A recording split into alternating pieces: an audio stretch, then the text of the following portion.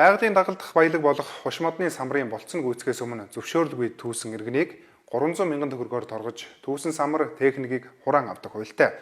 Тэгвэл коронавирусын улмаас өндөржүүлсэн бэлэн байдлын зэрэгт шилжсэнтэй холбогдуулж энэ жил гар дээрээс самар жимсийг ил задгаа худалдан борлуулсан иргэн аж ахуйн нэгжид зөрчлийн тухай хуулиар хариуцлага тооцож иргэнийг 20 мянгаар, аж ахуйн нэгжийг 200 мянган төгрөгөөр торгох юм байна.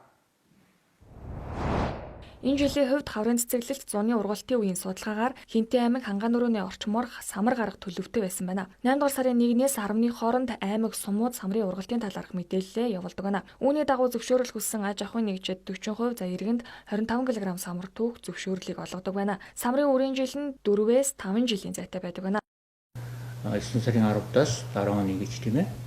10 оны 3 сарын 15 гэдэг энэ хугацаанд л самрыг зохих зөвшөөрлийн дагуу түгнэл гэсэн үг.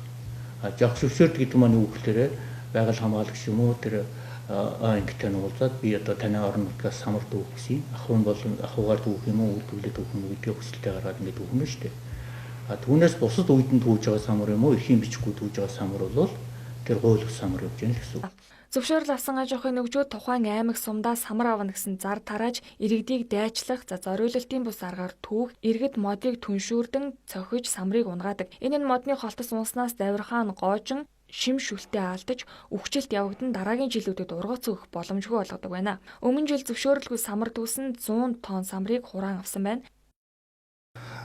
Хошуудын самрын болцсон асуудал ерөнхийдөө 10 сарын 1-ээс эхэлдэг. 10 сарын 1-ээс эхлэхийн өнөөдөр түүж бэлтгэх зөвшөөрлөд түүж бэлтгэх юм бол ядаж ахуй дамар байдаг. Хошуудын самрыг түүх болоогүй багт хошуудын самар бэлтгэснээс хошмодоо гэмтэх.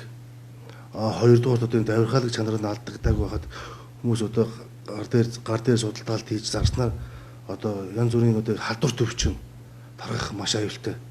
Энэ нөхцөл байдал бий болдог. Мөн иргэд гудамж талбайд ил задгаа гар дээрээ самар зарах нь ихсдэг. Энэ нь хуулиараа хориотой байдаг байна. Ялангуяа энэ жил цар тахлын өндөр эрсдэлтэй байгаа энэ үед гар дээрээ самар худалдан борлуулах, худалдан авалт хийж өөрийгөө болон бусдыг эрсдэлд оруулахгүй байх. Зөрчил гаргасан иргэн аж ахуйн нэгжид зөрчлийн тухай хуулиар хариуцлага тооцохыг мэргэжлийн хяналтын ерөнхий газраас анхааруулсан юм а.